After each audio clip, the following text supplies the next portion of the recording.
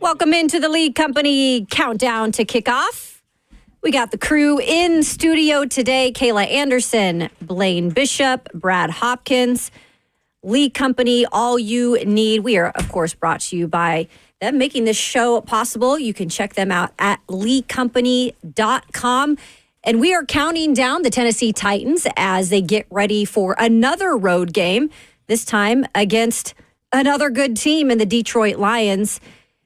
And guys, challenge after challenge, and they're still looking for that number 2 win of the season. But this one's going to be difficult, but never say never.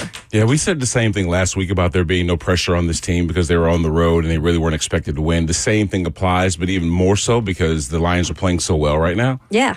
One of the top teams in the NFC and a team that's, 5-1 right now, 4 in a row of the last few weeks. Probably one of the best, I think the best NFC team right now. You could argue with me, but... Yeah, the Commanders might say something else about that, but we'll see how they do today. We'll determine that after this game. Yes. Yeah, they're not going to have... right? They're not going to have Jaden Daniels, too, What today. was the stat that Bananas was telling us that 3 games in a row? It's like the Lions have more... touchdowns than incompletions. That's right. I was this like, season. whoa. Jared Goff has been on a mission. Who would have thunk it? Who would have thunk it? Yeah, Dan Campbell did. He thought that. He did. I don't know. We could say Brad Holmes. Brad Holmes is GM, too. I don't know. After that first season, I don't know if they would have been saying that. Of course, Lead Company, we are brought to you by, you can check them out. They are all you need. You can visit them online at leadcompany.com. Buck Rising will join us a little bit later in the show, but I did want to start out, guys, by going down with the injury report, and we're going to have some information in an hour or two, hopefully, in terms of who might be out that was questionable. But L'Jarius Sneed, he is going to be out. He's dealing with that quad issue. Tajay Spears, he was downgraded yesterday. He's out with an ankle injury. And then we've got Jarvis Brownlee questionable and Tavondre Sweat questionable, as well as Will Levis, who we're predicting will not be in today. It will likely be Mason Rudolph. Any surprises there on the guys that aren't going to be playing today? Not on my end. Yeah. Well, I didn't know the significance of Sweat's injury. I didn't really either. I didn't even know if he was possibly, so it's a possibility he may not even play. It just says questionable. So when you're a big guy like that, be out with no better, it's harder for you to move around, especially when you're talking about his game of being a kind of more so run stopper. It'll just be interesting, man. I mean, him, Snead, there's a lot of pieces, starting to, go aside here and on defense and offense. So opportunity for other people to actually show their worth, not only with the Tennessee Titans, but other teams are all watching the film. So always wishing the guys the best of luck, but hopefully they get healthy sooner than later. Are we at that point, BB, where injuries start to really kind of play a factor? Guys that are in the lineup or not in the lineup. I think that we've had a hard time trying to figure out who are the guys that are stalwarts, the guys that are going to be there consistently and have given you that kind of production that, you can kind of feel good about. But I think that maybe this is the kind of part of the year where, the bumps and bruises and stuff like that, and you kind of really got to... And no bye week in the future, because that was already, happening after... Then to save you there later on. So, I don't know, B. What do you think? Yeah, man, that's a great question in that... you get to see who's really going to fight through and really wants to win at all costs and whether they have their best or not. So it'll tell you a little bit about, who they are as people, as individuals, because ultimately you're getting judged as individuals, but you're playing a team sport. So, I've been on some. You were on that sucky team I was on. Oh yeah, we were on a couple of 2 and 4. Oh yeah. Can you guys that was horrendous? People? Yeah, because I got pissed off for greatness, so that just kind of what started for me. And that's what I'm saying. Do you, as a player, kind of take it differently? Nah, what happens is you get to see guys really being individuals. And when I say that, at least on the defensive side, because, if somebody has contained and you go inside and actually the guy runs around and I'm running up his back. And then, so you got to see guys who are, especially probably after week 10, at least at that time when it was 16 games, guys start saying, hey, man, this season's over. Even though we lost a whole bunch of close games, at the end of the day, hey, I got to try to get these bonuses. I got to try to, make my worth. And then some guys were like, Well, I got a long-term deal, man. I'm not going nowhere. I'm relaxing that out, man. That would perturb me. I was looking at film like, dang, that guy's not even running. How did I run by him? I know I'm not faster than him. And so that becomes an issue. That's where I started talking about the pissed off for greatness. Sure. I would like be pissed like nobody's playing hard. At the end of the day, you are what it says you are on the film. And to me, that represents not only your team, but you personally, who you are. So that kind of perturbed me a little bit. It's kind of hard to silo the offensive line. Yeah. Because we all need each other. Yeah. And if you weren't coming today, if you weren't bringing your hard hat that day to work, it affected all of us. So we're like, hey, I'm getting jacked up over here because you ain't doing your job. So I think that the Titans, what they would want their players to do, especially when you look at how the season has gone so far, is just compete. Yeah. You see what I'm saying? Yeah. Go out there and do your job. At this point, you know what you're doing. They're not putting any new wrinkles in it. They're not reinventing the wheel. They're not, putting a whole bunch of new stuff in there for you to try and figure out, because that just adds to the degree of difficulty, right? But if I just ask you to go out there and do your job, be a professional. I think that when we were struggling most, that was what some of our coaches and veteran players would say. Hey, at the end of the day, you're a professional football player. Yeah. Act like it.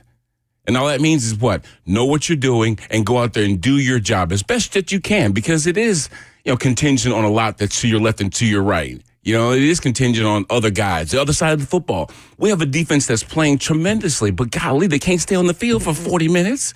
You know what I mean? They need some help. They need points to be scored. That way they can pin their ears back and start getting after the quarterback and doing some of the things that we know that they're good at. And they're going to have a test today.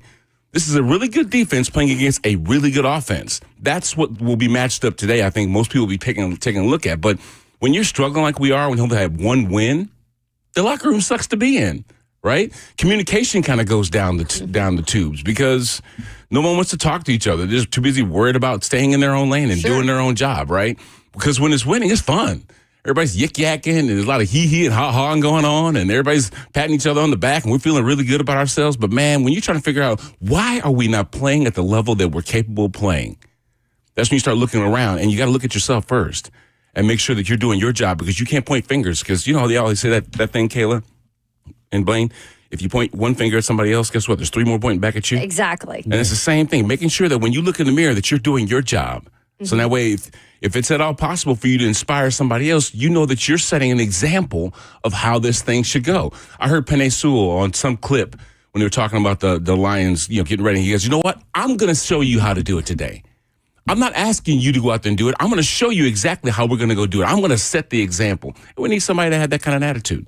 Yeah. And I'm interested to see if the attitude continues, because when you start trading assets, how does that affect the actual locker room? Absolutely. And players who incentivize, who are veteran guys, maybe not the young guys, like, dang, where are we at right now? So did you trade to help our team get better to a certain extent, or was it trades because we have now turned the corner and we are moving towards the next season? Right. And so those are the questions veterans are looking for. You're really not going to get an answer until you see what happens before trade deadline ends and see if then they do bring in, and besides accumulating draft picks. So I think that's the tough battle for the guys who are seasoned, who are still out to prove something at this point in time for this season, and who will get traded next, if anyone. Yeah, because there has been moves made this past week, and it started with the DeAndre Hopkins trade to Kansas City.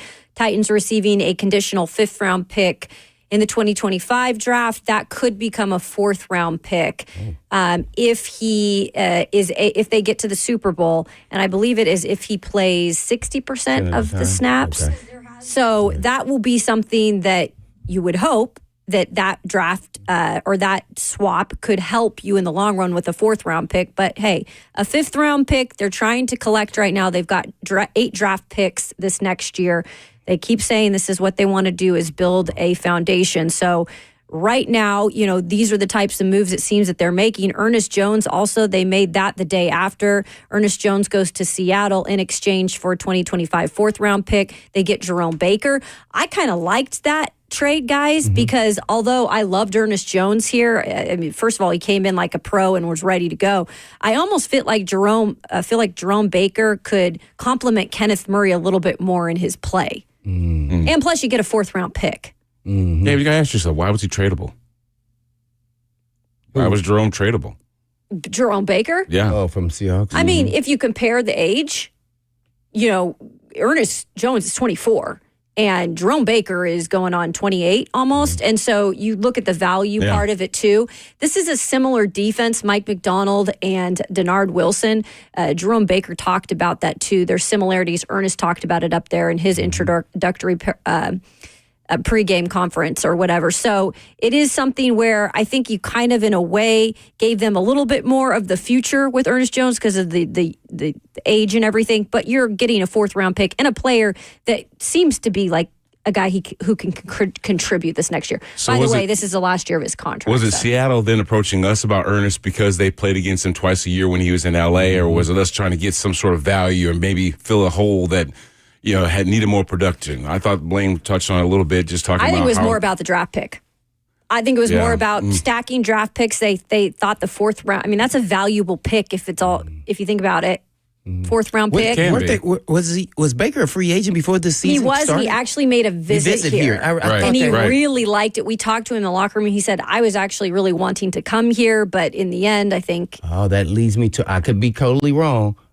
I think Frank Bush coached him in Miami. You're right. He did. Okay. That would make sense. So maybe it works out here when it's all said and done. But that was another one where you're maybe thinking towards the future, but you're not taking everything away from that linebacker position right now because you do need a little bit more than Jack Gibbons there opposite of Kenneth Murray. So he's not going to play today because he's just getting acclimated, but we might see him next week.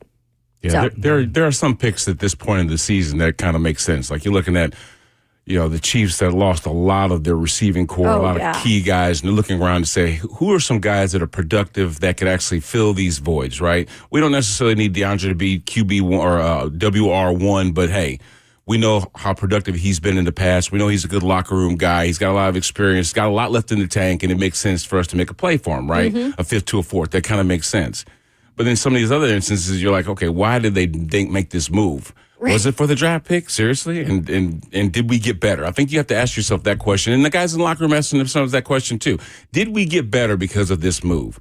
Now, I don't think that anyone's thinking that any trade situation that goes on at this point is all of a sudden magically going to, oh my God, our season's turned around. We're now going to be heading in the right direction and start winning a bunch of ball games. There's not one dude that's out there right now that is put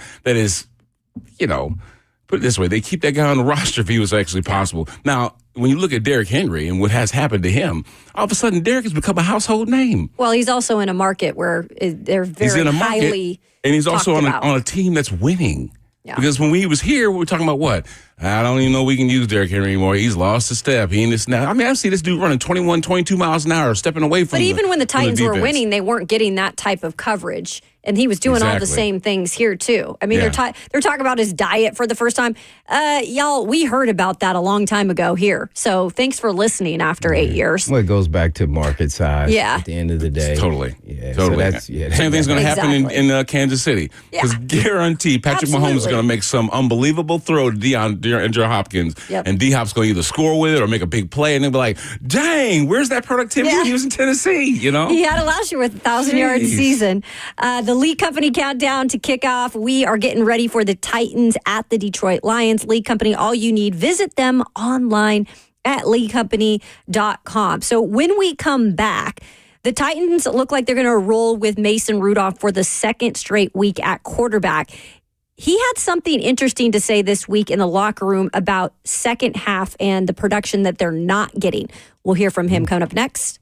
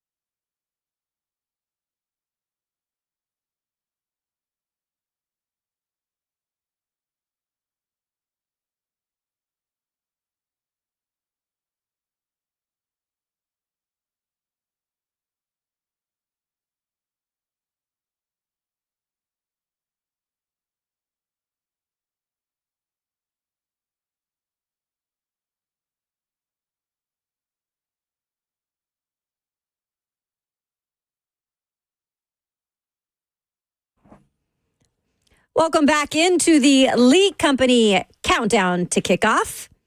Lee Company, the Titans trust their home stadium to Lee Company to tackle their HVAC, plumbing, electrical problems.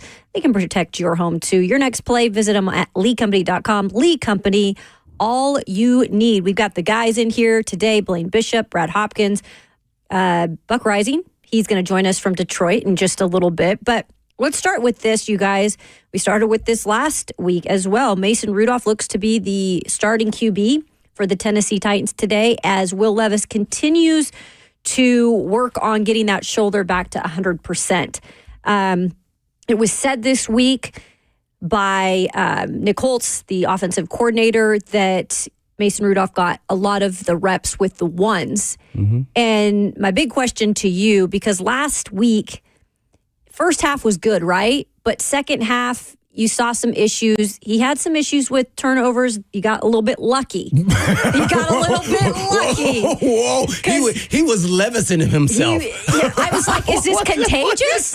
Is this now? But seriously, though, I've been seeing quarterbacks doing this all over the place, especially that bye week when the Titans were off. I watched a lot of NFL quarterbacks doing all kind of somewhat similar as Levis. And I was like, some of them got away with it and some of them didn't. And it was like, well, dang, well, maybe Levis is not too far off here. And so then we see Mason Rudolph, who, unfair for him, he didn't get all the one reps. And I get it because at quarterback, that does matter.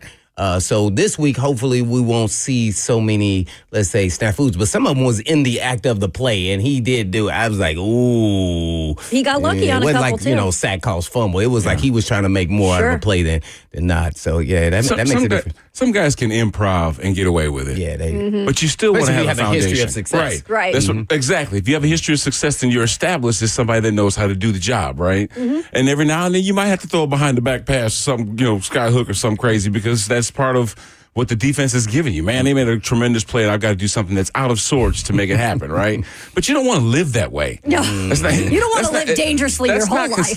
That's not going to be consistent. Now, we talked about Mason Rudolph's numbers last week. What are they? 215 yards.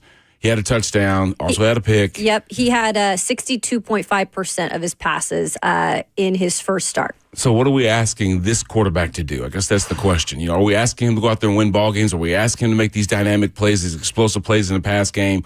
Or are we asking him to manage the situation? And I guess that's really determined by play calling. How much am I putting on this guy's plate, right? I'm going out here and expecting him to go ahead and hit that route when it's supposed to be hit. The timing is supposed to be perfect. But we all know, just like anything else, and Blaine will tell you this, when you can put consistent pressure on the quarterback, when you can get him knocked around or whatever else, no matter what you call, it's hard to get off. And the Titans have the second most pressures on the quarterback in the entire National Football League. Mm-hmm. When you got guys in your face and whatever else, that allows the DBs in the back end to just feast and do whatever they need to do and make big plays. Am I right, B? Yeah. It makes the job so much easier. So, and hand in hand on that, when the Titans front isn't getting after the secondary, who's kind of banged up now, it's going to be tough sledding for those guys. So, it's just, man, I'm interested to see if he can just, I would run my offense if I'm Coach Callahan, head coach Callahan, and, trying to lean into some of the things that he likes. Naturally, he's a veteran quarterback, so he has some things that he likes within this offensive scheme and system. But I think the little nuances are the things with, having conversations with receivers throughout the week of practice when you're winning, things that you like and things that they like, and like where they like the ball placed, and, reading body language when you're about to do certain things. And sometimes it's ad-lib, so you want to be able to have those conversations too. So I'm interested to see if he can play better and more consistently. But for the answer to your question in totality, like how do you get a team to play consistent for two halves, man? I do not know. Yeah. You guys, I can't even tell you. I'm like, well, that's just weird to me. It's been an issue. And it really dates back to last year as well. Right. It's different staff. Different staff, but carryover of that lack of, finding a way to win. You're seeing these close games. Yeah. And I had two different conversations. One with Peter Skoronsky this week about it, and he mentioned the maybe lack of confidence now that they get into the second half and they just kind of feel like one thing goes wrong and everything goes downhill. Recover. They can't recover. And he kind of admitted to something like that. Not just him personally, but he felt like as the offense was, playing throughout the second half. He was the one that fell down and missed his block on that fourth down. Right. And he can certainly part of it.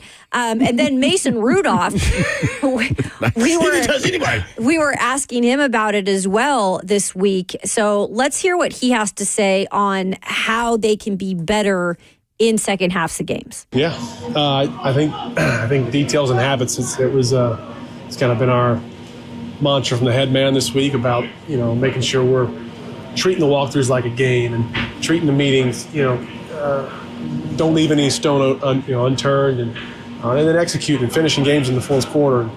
It's all easier said than done. We got to go prove it and freaking do it. But I think we got a good plan and we're fired up. So changing habits or getting into the right habits, that to me means what was this team just lackadaisical in the second half and they weren't being disciplined? This whole thing is a mystery to me. Blaine touched on something that I think is very poignant. When you're talking about doing things that you do well, right? Finding those plays or finding those situations that you feel are advantageous, that are best fit your unit. Him being Mason Rudolph, working with the ones makes it easier to determine what those situations are. It's not like he's had to come in from the sideline because Will Levis started the game or played a few plays and all of a sudden he's got to be thrown into the mix because we know during the week Will Levis got most of the snaps. Mm-hmm. But when he's been working with the ones, he has more of an opportunity to then develop that cohesion, develop that chemistry, to find out those certain situations that they would best want to get into. I think that, just them understanding exactly where they are right now as far as who's doing what and being where they're supposed to be. Doing your job, it just sounds so simplistic, but that's exactly what they need them to do. No more, no less. Because I'm not asking any of these guys to go out there and just be supermen. You know what I mean? Just go out there and be the 11 on the field that know exactly what they're doing and they play comfortably. And that's the difference. It's like, do you remember when Alabama was playing Vanderbilt down the street? And at some point in time, Alabama started making plays, right? Yep. And what Vanderbilt didn't do was saying, oh, my gosh, here we go. They're going to come back and they're going to boat race us by about 2 touchdowns. No. They kept consistent. They stayed confident. Right. They didn't lose focus. But that's what happens sometimes when you're up, when you're playing well, and all of a sudden the team starts making plays because they're going to make plays, offensively and defensively. Especially a team like Buffalo like last weekend, right? Exactly. What, for the first, we had 3 and outs for the first few series. And then all of a sudden they start making plays. Now what do you start doing? Do you start saying, oh, crap, here we go again? Right. Panic mode. Or you're like, hey, it's okay. It's okay.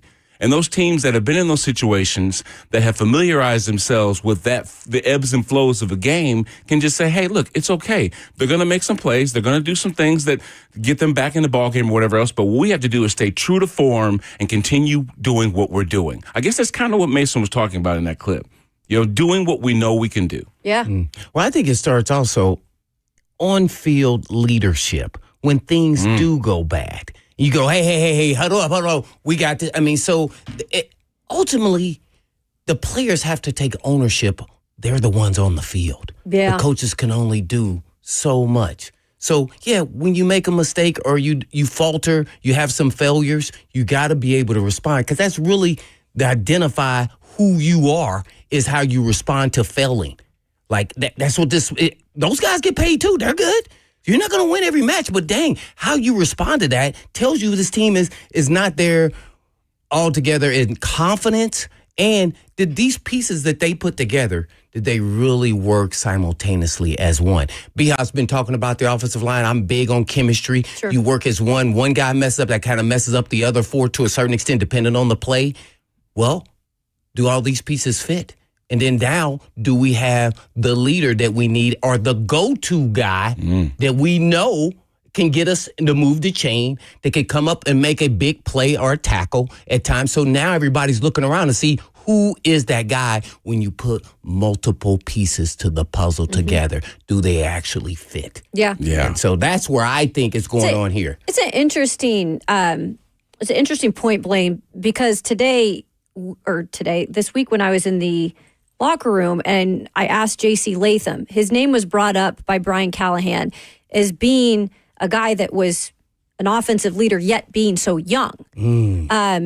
And he mentioned some other names before him, but I wanted to ask J.C. about that. And the first thing J.C. said voluntarily was, I actually was pushed by DeAndre Hopkins this season to be more vocal and in recent games kind of to step up because he is a natural He leader. is a mature leader. You heard it from day one that he spoke. Exactly. And all you wanted to follow that up with was great play. And absolutely. he's pretty good considering he's a rookie offensive tackle in the National Football League. Yeah. Because you got guys like Pollard who are leading by their play, but he's not a vocal leader. JC is leading by play and now could step up and be a little bit more of that vocal leader. You know who Perry Phoenix and Danon Sidney and all these younger DBs had in the locker room was they had a Blaine Bishop. Mm-hmm. They had the older veterans that had been here for a long time.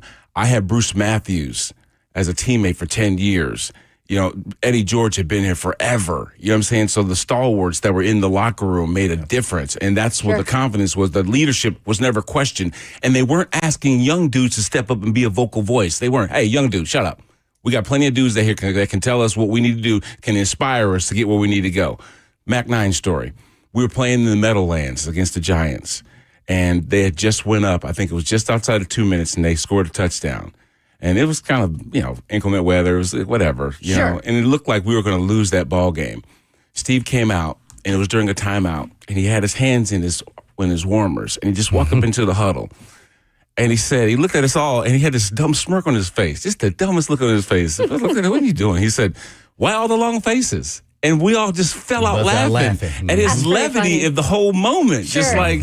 You know what? If this dude ain't worried about it, and he's got the most important position, why should we worry about it? And guess what? We went out there and scored and won the game. Wow. And it's just those kind of moments like that where you need somebody that doesn't look at that moment in such panic, like, you know what I mean? And just says, hey, get your stuff together. I was just about to cuss. Get your stuff together. It's been one of those weeks. And everything will be all right. You know what I'm saying? So that's a great Blaine story. was right. When you've got those players in the locker room that have been battle tested and have seen so much that it doesn't matter to them, just those ebbs and flows I just mentioned in the game, because we know that it's going to come back. Yeah. Just take advantage when you do come back. Have that opportunity. So Tony Pollard, like I said, he's led by example of his play on the field. He's probably been the most consistent player offensively for this team this season. 400 yards rushing, 3 TDs. Lions defense, though, guys, they're third best versus the run. They're only giving up 92.5 yards per game on the ground. So this will be a focal point, I would guess, for this Detroit Lions defense that kind of knows the quarterback situation and knows if they get the run game going, this could be a little bit more of a difficult task. So you've got to make sure in this game that your offensive line is continuing to do its part. They've been good in the run game for the most part, guys, but at right tackle, we're going to see another player. Let's see, Jalen Duncan started last week. He got hurt. MPF came in. So now Leroy Watson has been brought back up. He's going to start. This was the guy that you kind of said should have started last week, Blaine. Yeah, that's why I'm looking over at B-Hop, because I'm going, I don't... First of all, none of the options probably right now at this point are starters in the National Football League. Let's get that squared away. So you say, okay, who's the best of the bunch? And then who's going to be the most consistent that I think I can trust? Trust is everything when you're talking about with your coach. And to me, Leroy Watson wasn't the greatest, wasn't the technician guy, but guess what I saw? I saw a freaking fight. I saw a dog. I said, you know what? I can work with that. Maybe we can manage this guy and make it through the season if I give him a little more support. I don't know what he's like on coaching. I'm assuming that was his first NFL start. Right. And I'm like... And Bill knows him from Cleveland. Right. So I'm thinking, okay, that was something work for you. I asked B, I'd be like, I don't know if he started. Then he doesn't even...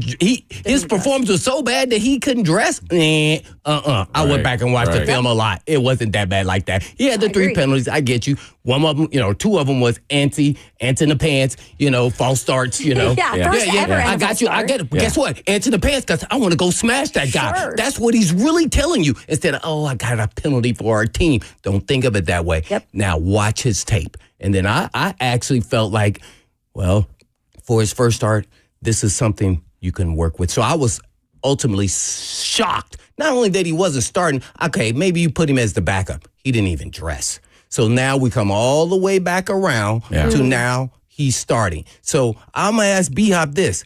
What is that like having the rotational system there at the right tackle? It's the worst situation to be in. I can't imagine. The worst. So we didn't have any emergency plan for a veteran, Right. which everybody talked about during the preseason, that they should have had a veteran security blanket just in case it didn't go well with MPF, because MPF was showing you everything the year before that, this does not look good after he got suspended, right? So then now he has 2 surgeries, shoulder and knee or whatever it was. Didn't work with Callahan really besides visual and communication. In the classroom. So, and then you just throw him in the rim and think he's going to be, he's going to be good. He's a 5-star. He's super talented, but he hasn't reached his potential. No, you should have eased him back in. Absolutely. Now, I get it. You didn't have nobody to put there. Now, they thought they had some people to put there, so that didn't work either. So what do you see, B-Hop? Who's the best lineman on the roster that you would start? Yeah, the thing is, I listened to Rand Carthon talk about Jalen Duncan and saying, hey, Jalen, go out there and win this spot. Yeah. You know why he said that? Because nobody's won it. Nobody else has won it. Because it's wide open. No, when I hear that he that's who he wants to win the spot. I'm sorry, but That's he's what I lacking, hear. he's That's lacking what I dog, hear. too. He's lacking dog, and too. maybe Every so. time you see him in the game, Duncan is not there. No. So guys And he go, lacked it at Maryland, too. Right around him. I'm Yeah. like, what the heck? He didn't even touch the guy. But I like what Blaine was saying. On the offensive line, listen, you either want to be feared or respected. You know what I mean? Respected meaning that you're a guy that's going to be in the right spot. You know what you're doing. You're a technician. You're sound. Or, man, this dude right here, he's crazy. You know, I better make sure that I know where I'm at every time. This dude, right? And that's what you get when you don't have a lot of experience. So, you know what I'm saying? Blaine will tell you some of you dudes that come out here just getting in. When they get in the secondary, they're looking to lay somebody out. You know what I mean? And that's what Leroy Watson is bringing to the table. He's like, you know what? If I might not be in the right position all the time, and sometimes I can be a liability, but guess what? I'm going to ball this thing up. I'm going to pop you right in the mouth. Yeah. And that's what defenders are concerned about, that guy that can do that. Now, if you look at the PFF grades and you start looking at total plays, offensive linemen have the most plays of anybody on the field because we don't come off. And when you start rotating and flipping and flopping and doing all this other stuff, that totally affects what they're trying to do, because that is a unit that has to play together. And if they haven't figured it out in one spot or 2 spots, that's very problematic. It's a huge issue. And I'm going to tell you what, I've always said this. If you give me the 2 best tackles, the 2 best guards, and the best center in the National Football League, I will win the Super Bowl every single year. Now, that very rarely happens because, unless you develop it and get that system going a long time ago, and it does take its lumps. Kind of what the Lions are doing right now. Kind of maybe what we've done on that left side. You know what I mean? You got 2 first-round picks as of the last couple of years that are working together, and by the year 3 or 4, they're going to be a fine-tuned machine on that side. Now, find some consistency on that right side, because it doesn't do you any good to be all I think world Dylan beaters on the Radins left. has proven he's worked into that position Because pretty of the nicely, reps. right? Because of the reps, And he's developed taken some advantage of consistency. his opportunity. That's it. What if I were a right tackle coming into the league and I were signed to this team and that position was so wide open? You bet you know what, that I'm going to win that job and I'm going to at least show that I'm competitive. I'm sorry, I am really disappointed with the lack of taking that, taking it by the you-know-what and running with it. It sounds so narcissistic for me to talk about the offensive line consistently being the problem. But when you don't have time in the pocket, when the quarterback is pressured more than anybody in the league except for one team, that is an issue. That means that no matter what you call, because every single offensive play is designed to bump your head on the goalpost. It's designed to score. Now, does it happen that way? No. You know why? Because there's a defense on the other side. And they make plays, too, because they get paid. But everything that I call up is designed to work, because every player is supposed to get your block. Every route's supposed to be run consistently. Everyone's supposed to do what they're supposed to do for when I design this thing up. In other words, how many plays fail during walkthrough? They don't, because they know exactly what they're supposed to be doing, and there's not a defense on the other side to add degree of difficulty. So if someone's not doing their job, particularly the big bodies up front, because this is a physical sport. You can call it less than a combat sport. This isn't MMA. But I'm going to tell you what, when it comes to just lining up dudes across from each other and being physical, the team that is the most physical wins the ball game every single time. Pretty much. It does. Lee Company, we are brought to you by our friends at Lee Company. All you need, you can visit them online at leecompany.com. Coming up next, as we wrap up hour 1, it is the segment that hopefully we have done a little bit of money making to at least one time, because that's what we all are. Moneymakers? We are 1 in 5 of Sweet each Jesus. of us. But We matched the Titans record. Brad and myself. That means it's This not is good. a That means coincidence it's not or good, not, right? right? We're going to get back on the horse this week. Hopefully win you guys some money. That is coming up next with our Pro Prop segment here on 104.5 The Zone.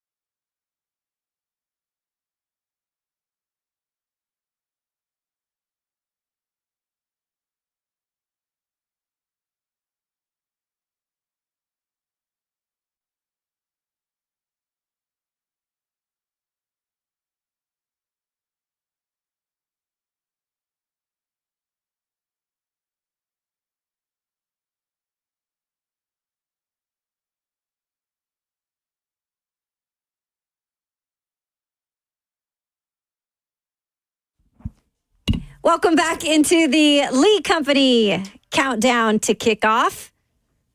Lee Company, all you need. Facility managers need a reliable partner for their HVAC, plumbing, and electrical needs. They trust Lee Company's 24/7 service and their team of experts. Your next play, visit LeeCompany.com. Lee Company, all you need. It is time for Pro Props, and we just laugh a little at this segment. At least we can laugh on the show a little bit. My favorite. You can laugh It at is us. because I'm horrible, so I will be probably owing whatever. So at least we got one win each of us, right? Yeah. So now you're making it real tough on who I should pick too. I know. I'm hedging my bets. I've gone around the Russian roulette here and closing your eyes and just. I want to have me a wingman here, but so I can make sure I can pick a winner. We're putting you in a bad spot because we did all lose our bets last week. So I took. Do we have these written down back there? I do. Okay. You had running back, Hopkins Russ? over 40 yards. He was -2 with 1 reception. Oh, man. So you were close. Really, really close, guys. Brad, you had Jeff with a sack. I don't even think he had a pressure. Arden Key had a sack. He had a solo tackle. That's it. We had 1 sack last week, and it wasn't my guy. So. Right. And Buck had 8.5 plus for the Titans. Wow. So we all struck out miserably. Yeah. All right. So let's press the reset button, just like the Titans have to do every single week. Press that reset. Who's going to be a dog this week? Yeah, let's go. All right, I got Brad? it. The Titans will start 11 on each side this week. No. Writing it down now. I can't pick that. They'll start 11 on each side. That is great. Man, I don't know. I'll have to man. think about it. Never Okay, know. you're gonna think They might about get it. a delayed game because somebody won't show up out Right. there. Well, man, on the 10 minutes on the field, and they don't And count. Brad, you can make a bet for the other team. So if you wanted to go with I don't like doing that. okay, well, like I'm just doing saying that. it is something that's on the table if you'd like to go there. Yeah, you think, eventually desperate times, desperate measures. Eventually, at some point in time, God, Jared over Goff was 200 over passes. 300 eventually, Yeah. 400 the Titans yards. is just going to throw it deep 3 times and hopefully get a Exactly. pass interference. Yeah. Okay, I'm going to throw it out there just absolutely heinous. And Okay, if it happens, it's just Jeff, really totally. jot this down. I'll be. Jared Goff throws for 400 yards. Okay.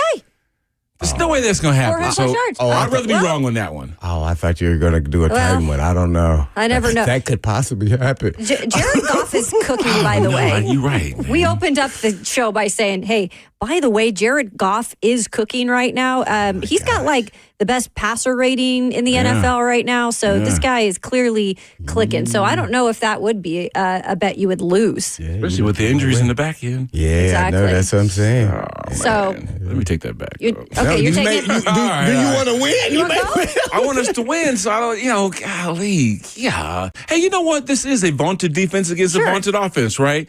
So the Titans get 2 sacks today. Okay. That's it. Okay, I like it. I'm not going to say who. No, I they like get 2 it. sacks today. There's- That's going to be a difference maker. Okay. So 2 sacks. We got Brad on record. Yeah. 2 sacks. He's going with 2 sacks for the Titans defense today. I am going to go with Tony Pollard, trusty Tony Pollard. That should be his name on the team this year. Trusty Tony Pollard. He is going to go over 58.5 yards rushing. In the past 3 games, he has been over at least 60 yards or over in terms of rush yards. So I'm going to go with that today. I know this defense likes to shut down the run, but dang, it's about the only thing the Titans offense has going for it. So get that Tony Pollard going on the ground. By the way, Tajay Spears, like I mentioned, he's out again. Yeah, he had a hamstring. I thought he was going to be back this week. Oh, I know. so it's- Hamstrings are tricky. so it's back to Julius Chestnut, and then they did bring up. I'm blanking on the name, not Jabari Small, but Joshua Kelly? yes. Yes. Hey, listen, I like your mentality, Kayla. You have an offensive lineman's mentality because you've consistently picked some facet of the run game. Right? Whether it's rushing for over 100 and some odd yards or She likes offense. She don't care about defense. You know what I've always no, y'all, you don't Those realize. fantasy points there, Whenever man. I've talked to anybody about what I would be if I were a would you be? player, Defensive a end. DB. No, a DB. Yeah, she looked like a DB. Yeah. I am. You know, she reminds me of Samari. I am very nice and put together on the air.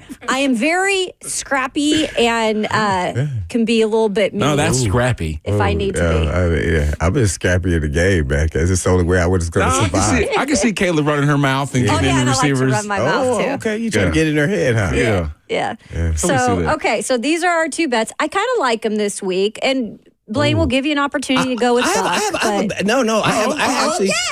gonna give my input. I'm just Okay, gonna okay, throw it okay. out there because I think it's I'm unfair getting all that I'm excited, not. right? So I was going to say that the Titans cover. It's 11, isn't it? I don't know. I believe that they will. Yeah. I think they're going to actually give them a good game. That's a big spread. I know. The NFL, I'm like, whoa. It is That's a big in the big NFL. spread. I'm thinking that it's going to be a closer game than that. Yeah. It's a 12.5 point spread. Oh, it's 12 and a half Are now. you kidding? Wow. Are you?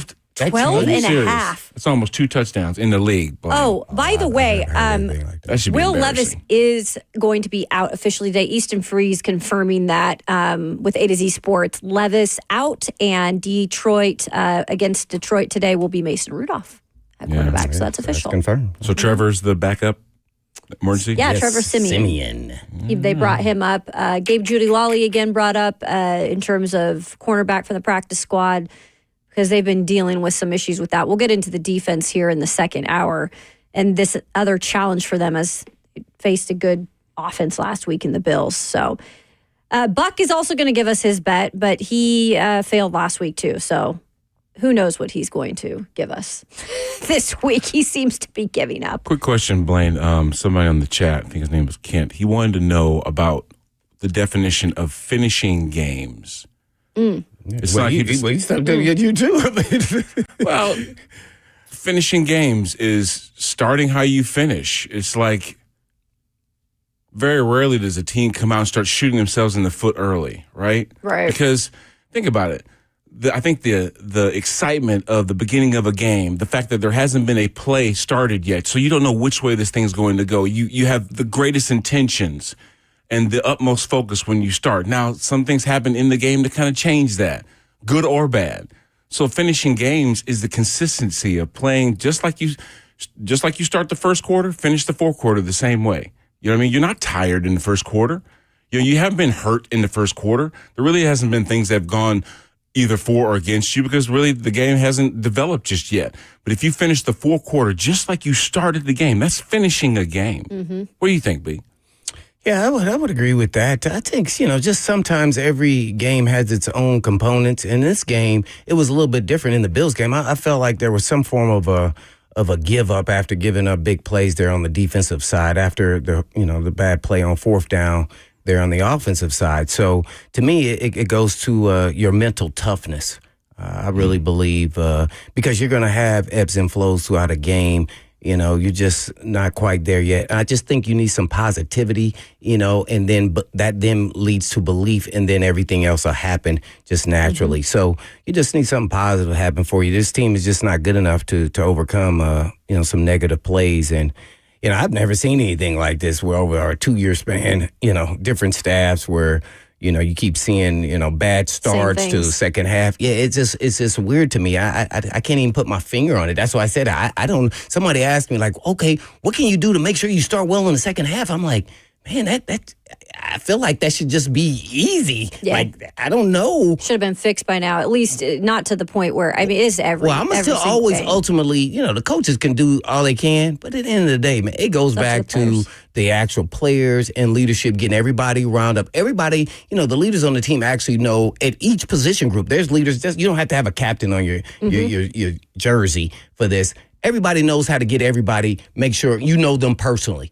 So you can see in their eyes if they're not focused, if they're not ready to go, not ready to rock and roll, whatever it may be. And so you kind of bring, there's always some guy, whether it's lighting the load like B-Hop talked about in the huddle, or a guy in your huddle with your position groups getting guys fired up and ready to rock and roll. Some guys are different. A guy is stoic. That's how he always is. You don't need to fire him up. Somebody who's always fired up and he ain't saying too much. Oh, we got to make sure we got to get this guy revved up, ready to go. Sure. Everybody's going through different things. Hey, let's focus. Let's rally. Let's come together. And we got your back. And, sometimes you're going to have your A game. Sometimes you're not. Yeah. So, you just got to rally around each other. I think that's why I was talking about pieces to the puzzle. On the surface, it looked like good. We got this guy. We got this guy. We got this guy. But do they mesh together? And that's kind of what B-Hop's saying. Even in a different way with offensive linemen, you have to play together. It took a minute for that group that we had that was unstoppable, that they played together for that long period of time. Didn't have the big issues up front because right off the bat, we had Hall of Famer and Matthews in the middle, and then we got the two in, with B-Hop and Rain when it first started there. So there was never really issues. Did they get beat? Yeah, they did. Didn't nobody crying spilled milk? Like, oh no, that won't happen again. Let's do it again. Let's let's line back up. See, and that's what we're not seeing. That mental toughness. Let's line that freaking stuff up. You won this one. It just came to me. A standard we set. What was that? If you got beat, we weren't living up to the standard, and that made you more mad than anything else. Right. So we don't have an established standard. What is the standard? There's a lot here? of newness here. Yeah. You know what I'm saying? No, We hear it's Mike not- you're Tomlin not from wrong. J.C. Latham. Yeah, you're not wrong. And that's why someone has Beginning to of a kind of standard. step up Beginning of a and start standard. setting some sort of standard. Richard, hold on. We're going to get to you in Springfield. We're getting into the second hour, though. Buck Rising is going to join us. It's the Lee Company countdown to kickoff. Lee Company, all you need. Visit them online at leecompany.com. Buck Rising, we'll get to Richard, all that, and coming up more in hour 2 here on 104.5 The Zone.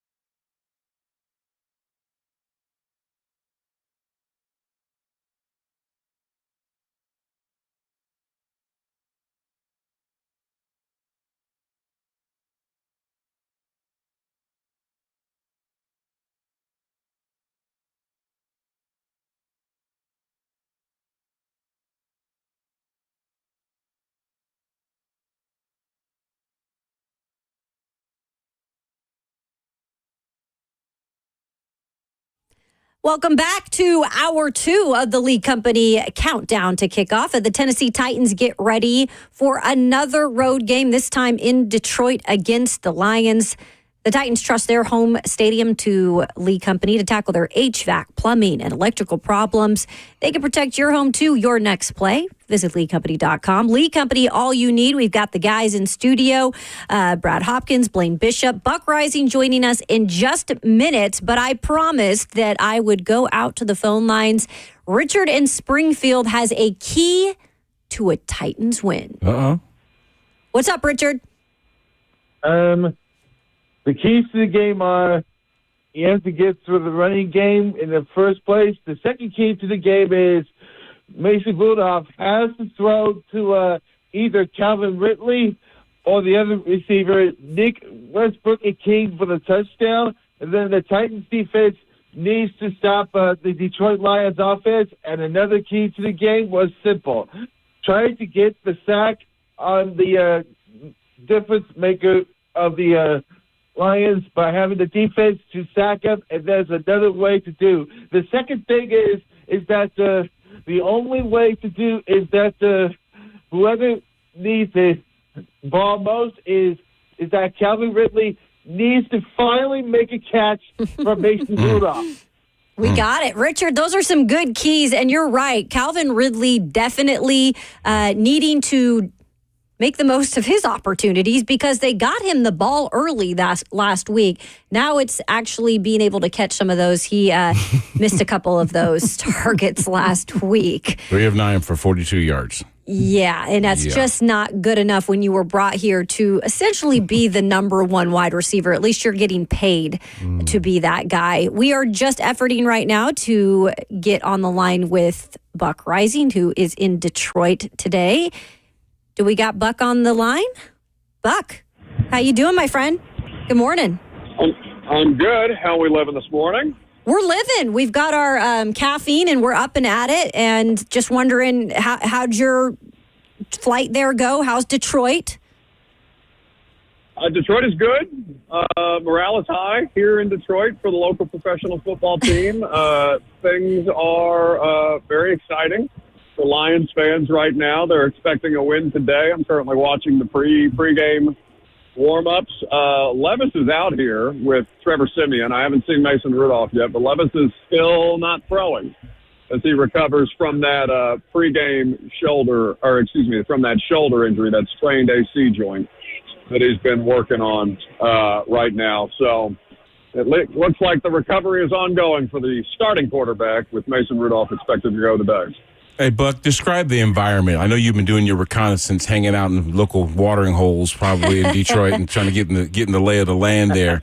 They are super excited about Lions football nowadays, and rightfully so. Having only lost 4 straight in the last few weeks and whatnot. Just, give us from what you've seen so far, just the atmosphere surrounding this game.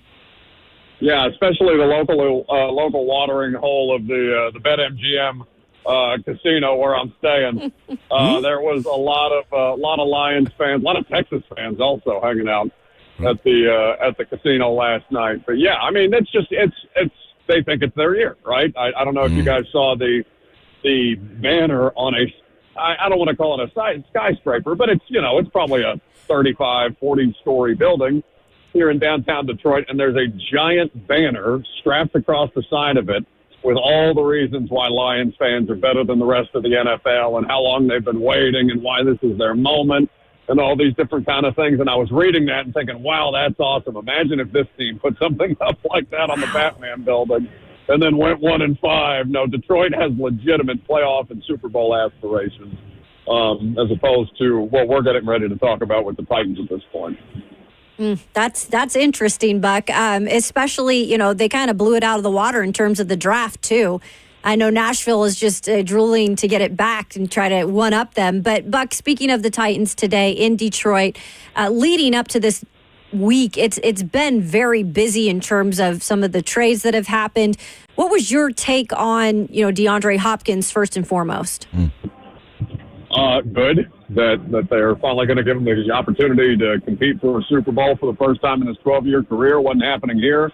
My understanding is that they were very upfront with him about it, about whether or not he wanted to be moved, because he does have an affinity for the city of Nashville, if not his football circumstance. But ultimately, they both sides agreed that it would make the most sense to try and find a trade partner, and they were able to do that for the Kansas City Chiefs. And the compensation is not the best, but it's as good as they could have done. They didn't have any leverage in that situation. In fact, any leverage that they had to buy up that pick from just a fifth round to a conditional fifth round by eating $2.5 million a hop salary.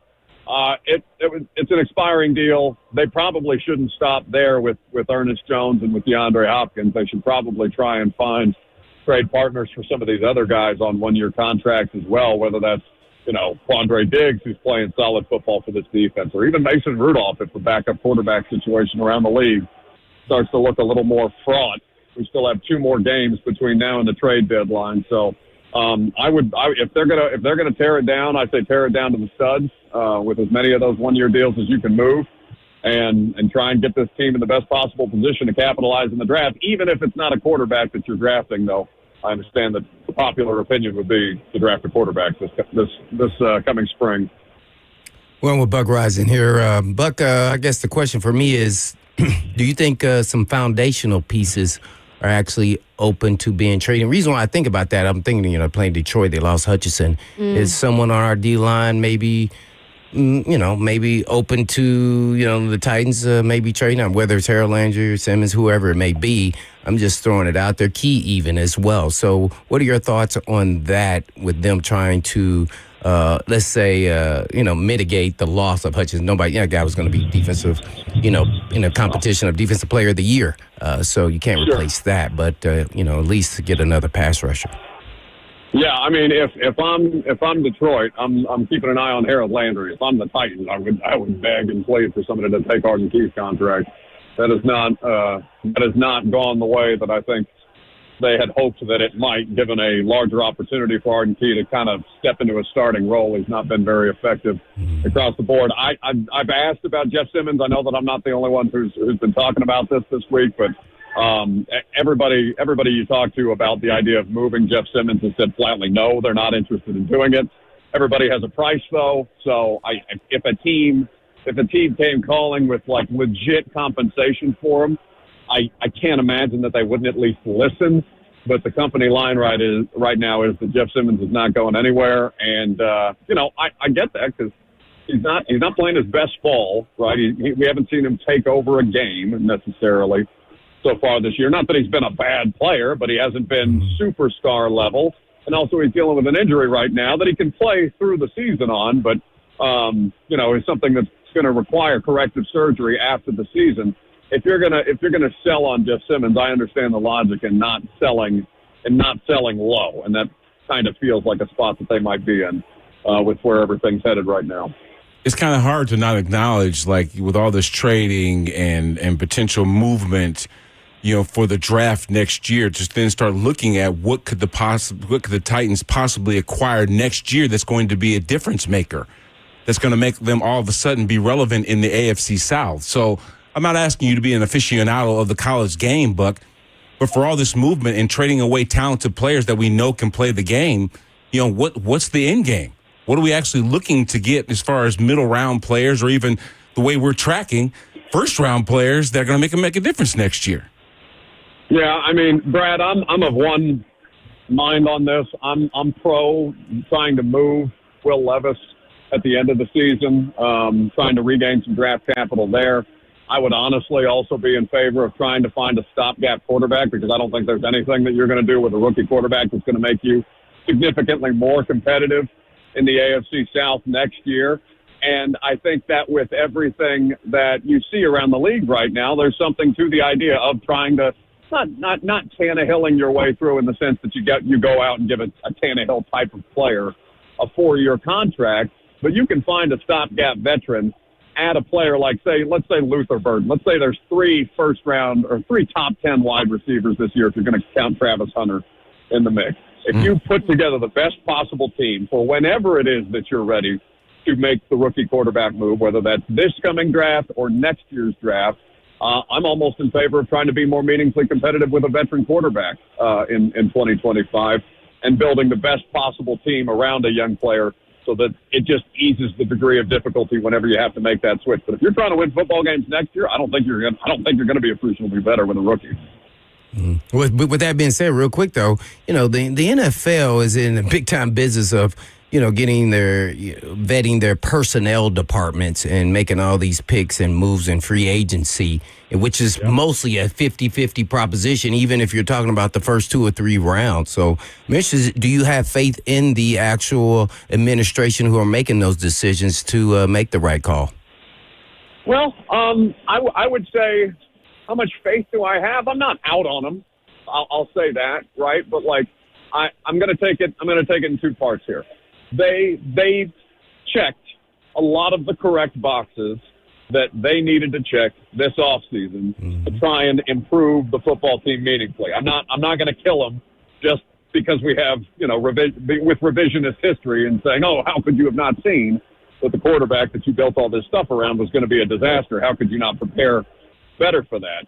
I thought they prepared well enough, and it's just been significantly worse than any one of us could have imagined, and specifically on how thin the margin for error in those losses were, where you just have the most important player giving away the game in a couple of different spots. But that is also the quarterback that this front office drafted, and I know Vrabel was a part of that, and the Titans fans want to make the argument that, oh, no, that was, Mike Vrabel's draft and all these other things, and Ryan Cowden was running the draft for it at the time. Oh, okay, that's fine, but the boogeymen are gone if you're somebody who wants to blame people for situations that are currently at hand, and the other people who are still here that also had a hand in that decision-making process, they deserve to be held to account to an extent. So J.T. Latham looks like a strong player. I think that Peter Skoronski has settled in after the early year jitters, and for the most part, you feel good about the foundational draft pieces that this team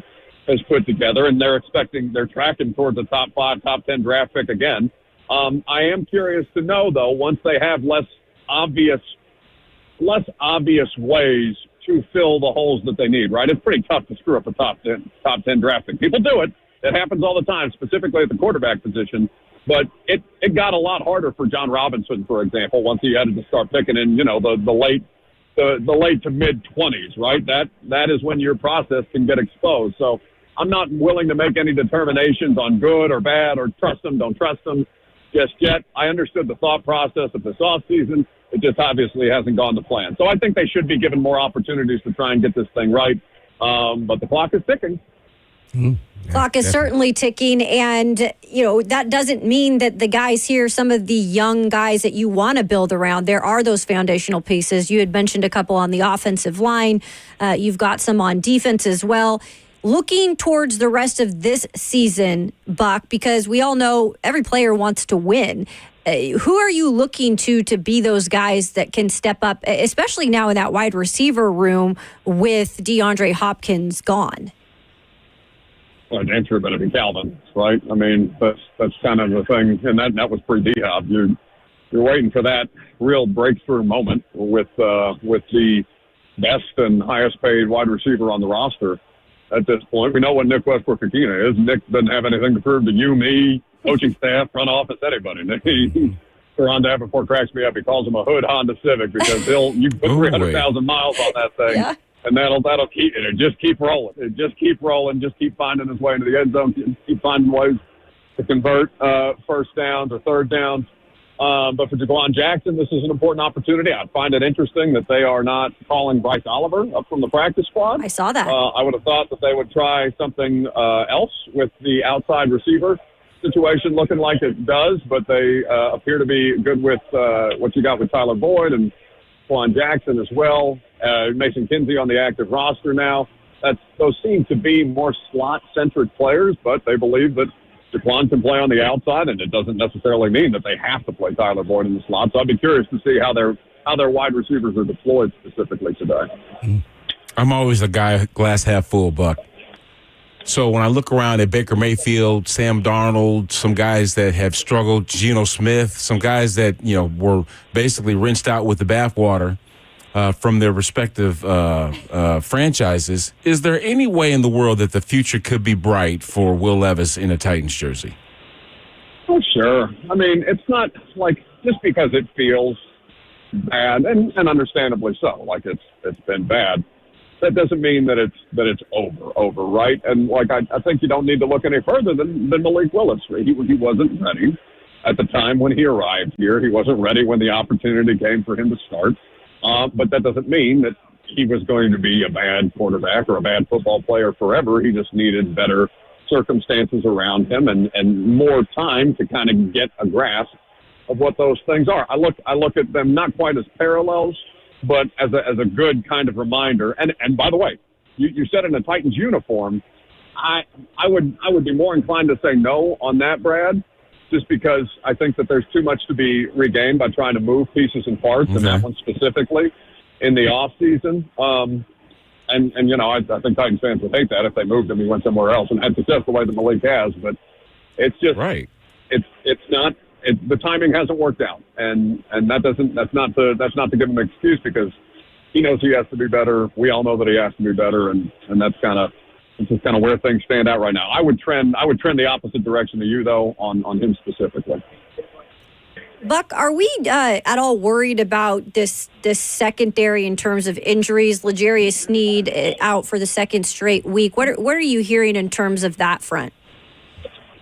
Yeah, I mean they told us in practice this week that that the tests on his quad situation were more significant or more severe than they initially thought. So he'll be out again for a second straight week. And I mean, you felt pretty good about the corner depth at the start of the year, but it's already obviously being tested, and this happens, you know, at various positions throughout the course of the season.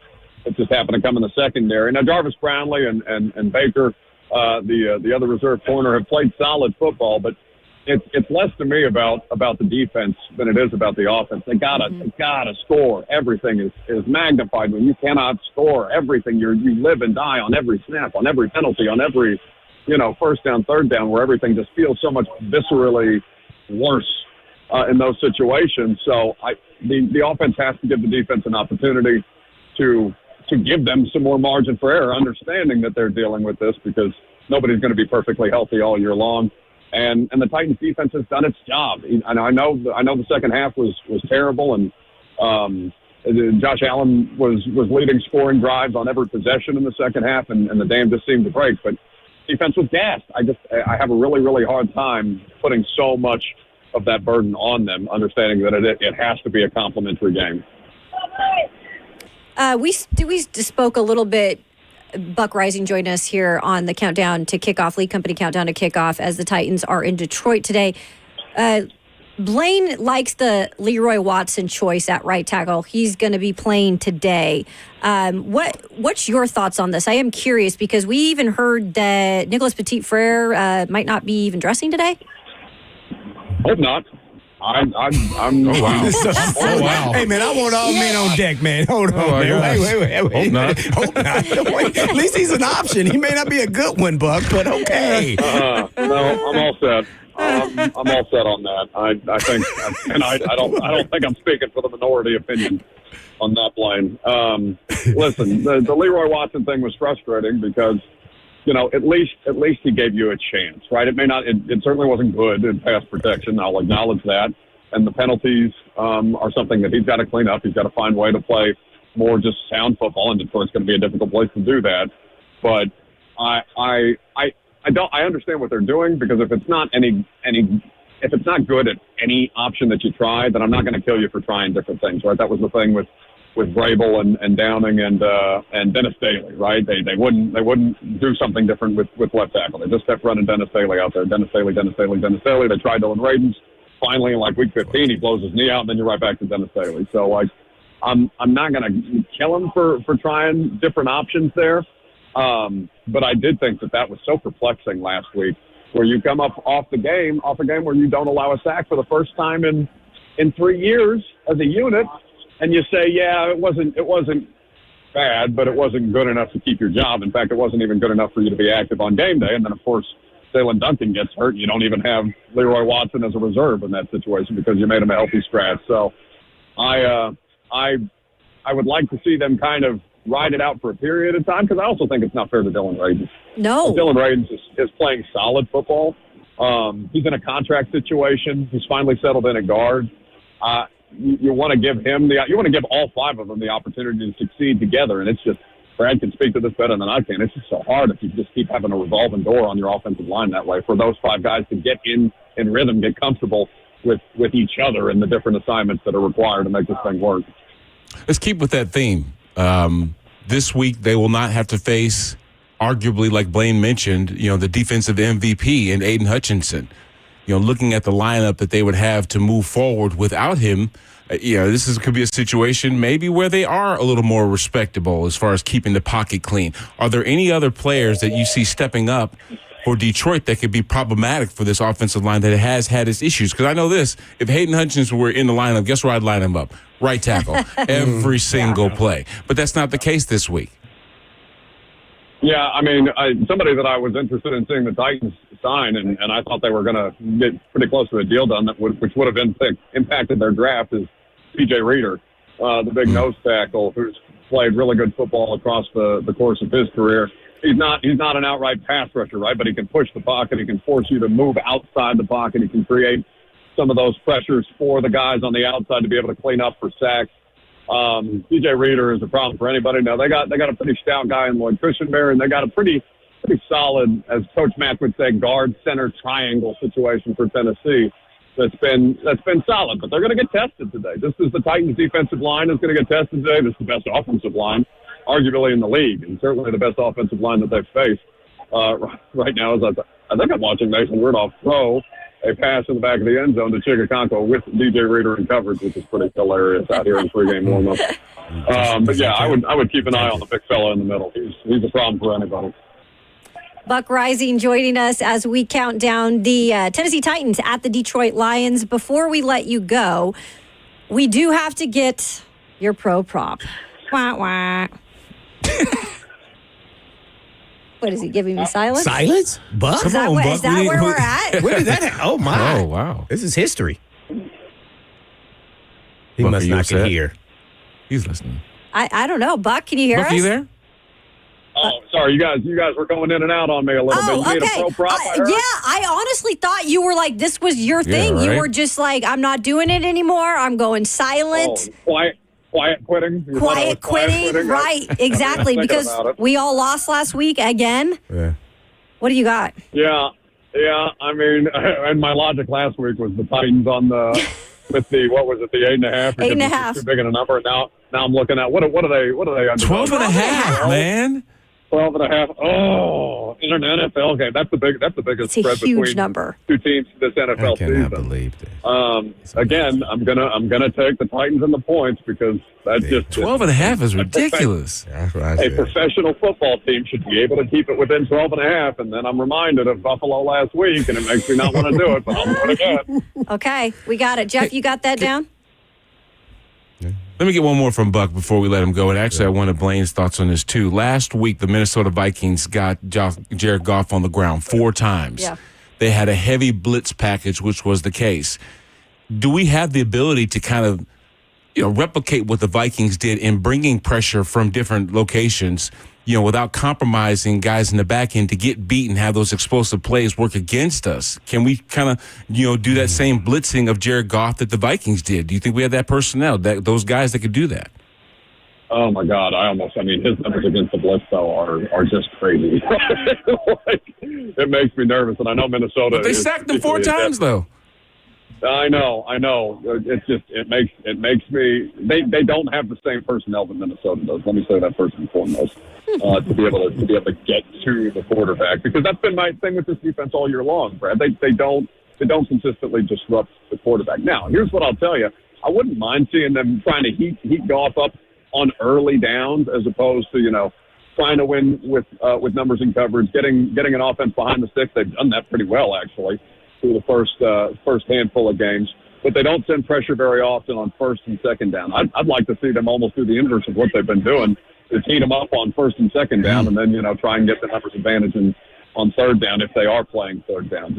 It's going to be a problem that they have to solve, and certainly Detroit has the bookends to tackle to make life harder than need be. But maybe a different approach with the pressure as opposed to outright pressuring him consistently the way that Minnesota does. Because I don't think anybody's got a higher blitz percentage than Brian Flores in that Vikings defense this year. Well, no doubt about it. And they know them. It was a great question because I'm conflicted here because if you look at the analytic numbers, their golf does really well versus pressure. Now, you just talked about how he got sacked 4 times. Well, what did that do? Just give him a loss of down, or was it 3rd down or 4th down? And did it lead to, bad plays? And I would say golf gets fidgety in the pocket when he gets pressure up in his face like most quarterbacks. I just don't know if we have enough pieces. If we're going to do it, we got to do it early. That way, at least your 2 starting corners are out there. I don't want somebody else to get injured. If we want to play it safe and keep everything in front, I'm cool with that as well. So that's why I say I'm conflicted. I think golf plays differently when he's scared, but that he's been on a run here for the last 3 games. He's playing top notch, so he's pinpoint accurate. I would try to make him earn it and keep my guy with some vision. Hopefully, get some pressure here or there. But, that's a tough call there. That's why I said all the mismatches and everything else across the board just doesn't favor the Titans here. So if they keep it close and in the game, hopefully, you can push them into some mistakes here or there. Yeah, and that's the other thing, right? Because, like, you're talking about even different personnel on defense today where Ernest Jones got traded to the Seahawks, Jerome Baker's inactive, so that means Jack Gibbons in the lineup alongside Kenneth Murray today. Yeah, Jack Gibbons on Gibbs. That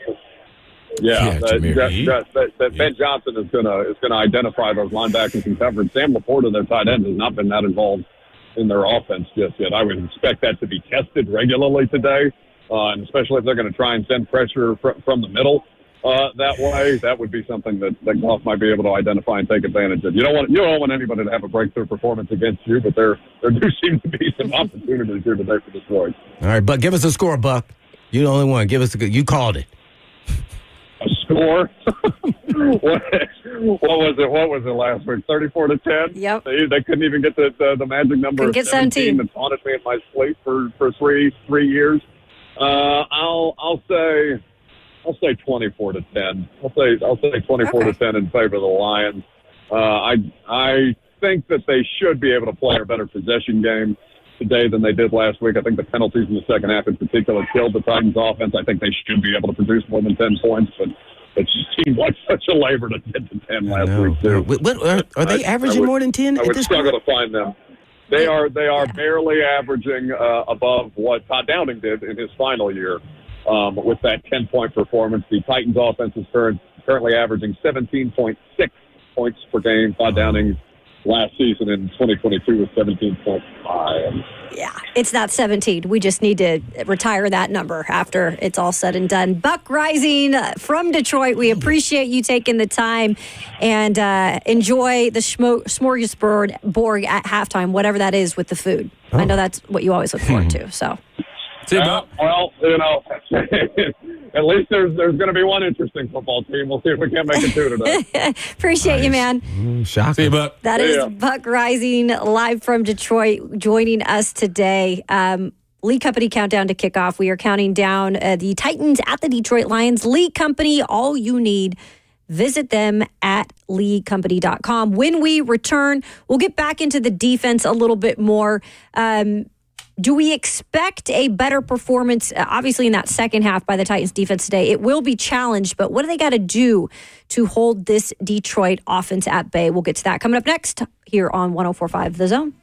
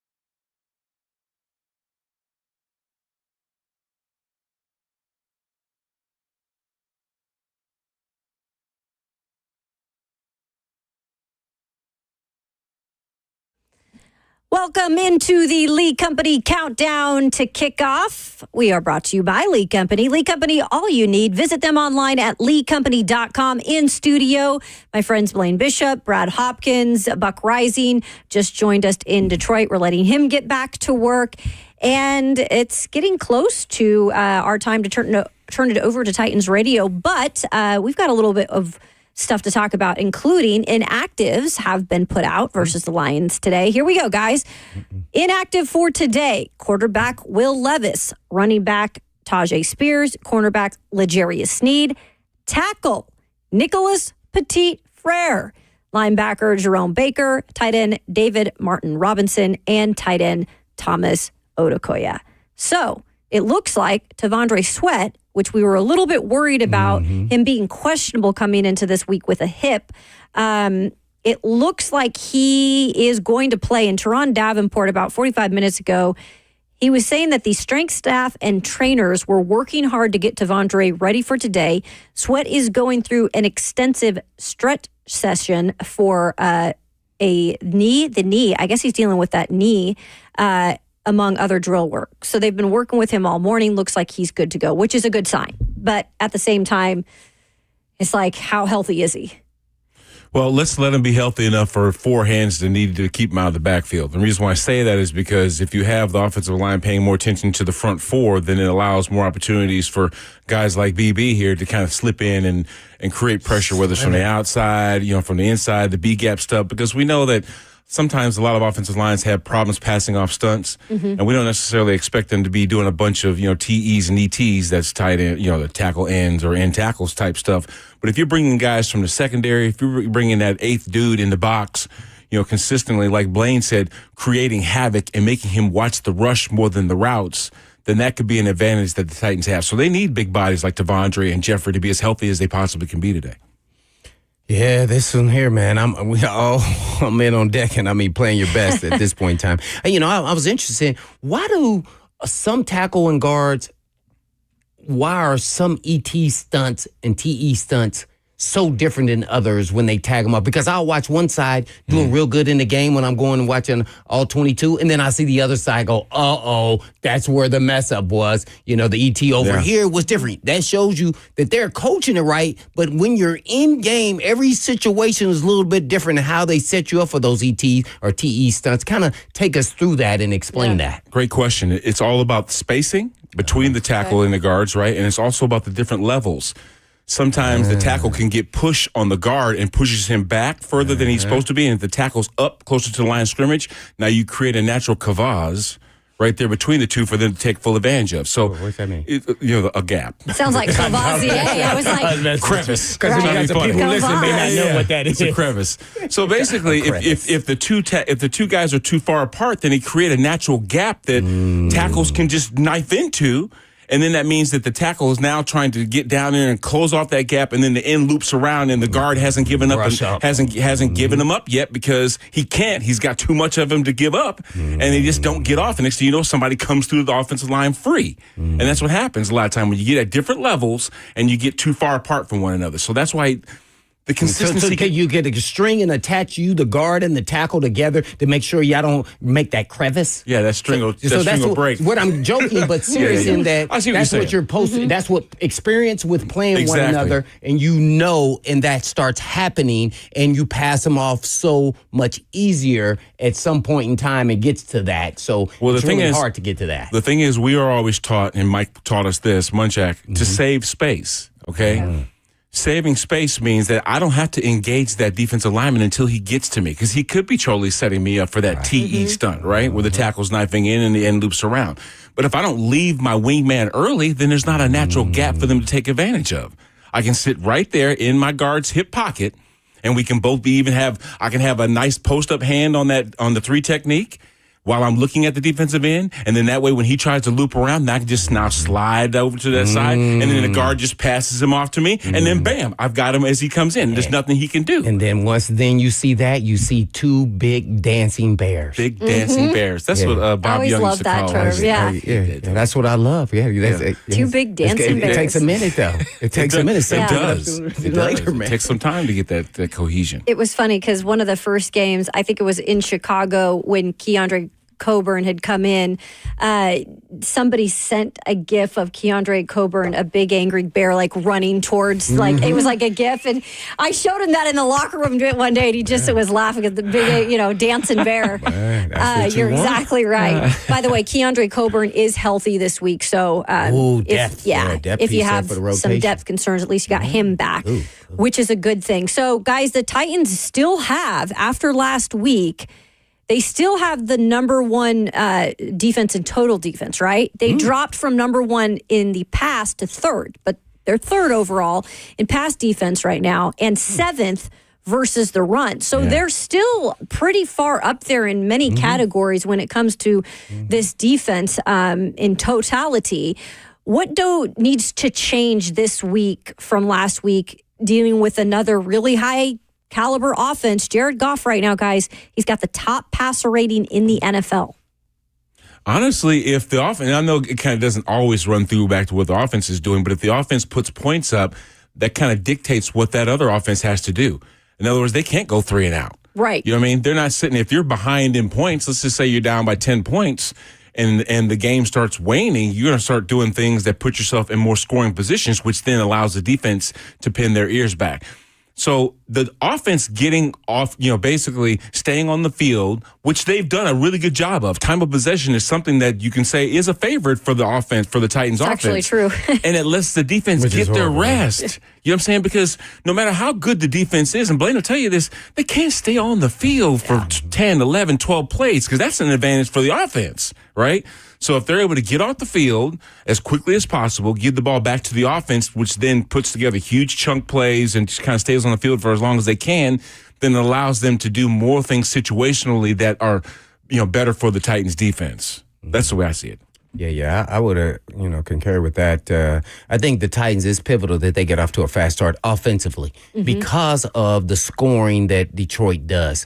And if you don't want to be in a track meet with a trackster, so you want to slow this game down and you want to run the football and control the clock, as we both have all talked about, right? So if they don't do that, then once they get behind, and I'm talking about 10, 14, they may have to reconsider. But at the same time, that could be kryptonite because you still have to plug along because it could then go down a road of just blowout. So you say, we got to keep controlling the clock, hopefully helping our defense out. And then the defense then pays them back forward with some 3 and outs, as he was mentioning. And so in this game here, it's going to be we're going to be real clear probably by halftime of what this game is going to really look like. Like this, really probably after the first quarter, because if they start putting up points to Detroit, we're in trouble. So I would deny or whatever. I would want the ball first if I'm the Titans. Yeah. And I want to see our offense manhandle them and run the ball and, dink and dunk or whatever you want to do and then take your shots when available. Because they go 3 and out, man. It's going to be tough. So this offense is on fire. Really and they're lucky now, by the way, with Jamerson's out, too. Yeah, he's out, too. Demon. Suspension. So the Titans legend, Khalif Raymond, probably would get some more some clock there. I know. Hey, he's Titans a burner legend, now. I'm telling you. He's a burner. Yeah. He's a burner, man. Yeah. No, I just don't understand what legend. I mean, how long do you have to play to become a Titans legend? I know. In 1 year? Like a year. True. Good point. Right? If you do well. But props to him for being able to find a place over there. Because like you said, he's been there for a minute now. You had mentioned this offense being pretty potent. Second best team in total offense this year. Fourth best, when it comes to the run. Third best in passing. I mean, everything you can think of. They're at the top in terms of offenses. You're right. And honestly, if you think about the Buffalo game last week, guys, too, that was the first time that they had been home in over a month. And it's almost like they came out a little dry, a little stale. And, that's a good thing for the Titans because they were able to get up in the game. But then it was the second half issues. This one I'm worried about because it is hard to stop this offense. So if you're going to do it, you're going to, like you said, have guys that are going to have to step up. And look, without Snead, L'Jarius Snead not playing, obviously Chidobe Awuzie still out. So Darrell Baker, actually, who stepped in last week, guys, he played pretty well. He had the second highest PFF grade on the Titans team last week with 74.7. What did you like about his game last week? Well, I mean, he's a bona fide, proven starter in this league. And when he got his opportunity, I think he was with the Colts. I want to say he was with the Colts. And so I had never even heard of him. So then you start watching him then. And then he has length. He can run, and I think he's a really smart player. I don't think he has top-end speed, but there's a lot of corners. When I'm talking about that, I'm talking about burner speed. Like, oh, man, I'm in the foot race, man. 4.3, he's all day. I don't know if he's that, but I think he's tough, physical, has the right mindset. He fits what they want, and he's shown in this league that he can be, a starter that can be, really good. So I got lucky on that one there to me, as far as getting to pick him up after the season started. So that was a good pickup and call on their part. But one guy go down, man, at the corner spot, we're going to be in some serious trouble. It's tough, right? Because Trey Avery's playing up right now, and the other guy, Jarvis Brownlee Jr., the rookie, who has just been really good, and he's learning in every game, kind of building on his game, right? Yeah, for sure. Now, I'm going to tell you, there is one situation I think the Titans can take advantage of. No matter how well we're talking about the Lions' offense being fourth against the rush, third against passing, third in scoring offense. The Lions' defense is fifth against the rush. They're ninth in scoring defense, but they're 27th in passing defense. So in some situations, they might be more, there might be an advantage for us to take, to exploit that back end. Interesting. Or at least the pass defense of the Lions. But that means that we've got to be in passing situations. And can we hold up enough, to allow that to happen? Well, I'm glad you bring that up, because when I always think about that, if I was coaching, I would always be in conflict. And the reason why I say that is that your identity on offense, passing the football. Or do you stick with what you do best? Running the football. Just think about our day. So it's always tough when you're a coach to say, okay, their numbers look here. I don't know. I'm not watching film and putting a plan together, but I go, man, but we throw the ball, but we're a balanced offense. We want to run the ball first, especially to help protect our defense in this game. So then you start throwing around the yard. Clock stops. 3 and out, they get the ball back, they drive down, then it could become a thing. It's got hit or miss. You got to time it up perfectly, and I just don't know if we have enough now, or do we now have the right pieces of everybody knows where they're at now. We know Ridley's the one, not D-Hop the number one. See, now everybody's roles kind of fit to the puzzle, and maybe now it will flourish. We shall see. So this question, I think we brought it up on our show, Ramon, Kale, and Will, last week, about was there too many cooks in the kitchen when it comes to the offense and maybe what the pressure was to feed all of those mouths? Man, you know what? So Blaine brought up something I wanted to bring back up, and it does correlate to what you're talking about. D-Hop did so much behind the scenes, working with guys, like you said he was telling JC, hey, look, you need to be more vocal. Well, that's a veteran telling him to do that. Who knows how many situations that he was in speaking to players that needed to kind of step up a little bit, right? So how do you not then give him the ball? If you see him being a leader, and Calvin Ridley's coming in here to be this explosive playmaker. He's supposed to be wide receiver one, all this other stuff, but he doesn't have the rapport with the guys that D-Hop does. He got that money and that right, exactly. So now guess what? You remove D-Hop, which is a tricky thing because we just mentioned that voice now being gone. It's in Kansas City. But does that, like you trying to mention, Kayla, does that open up the door for Calvin to kind of step into that role and not be a vocal guy, but be a guy that proves himself by action? There's no question. In other words, there's no pacifier that D-Hop was for Will Levis, right? He's gone. That guy's gone. So now there needs to be another difference maker, somebody else that connects with the quarterback. And this week it's got to be Mason. We're talking about Will, but now it's got to be Mason that makes a connection with either Tyler Boyd, who actually was, 5 of 5 last week?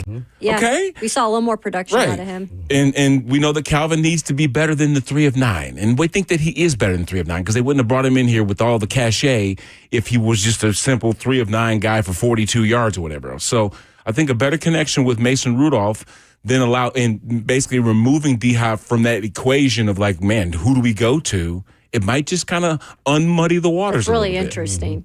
Good point. That's what I was Yeah, feeling. I just when you brought that up, I was like, that's what I was referring to, like the earlier with the pieces to the puzzle. You say, "Oh, we signed this piece." We say, "Oh, it should all just come together, look great." Well, what if they really don't work well together? exactly. And sometimes that happens. And, you know, you just never can put your finger on it or why it didn't.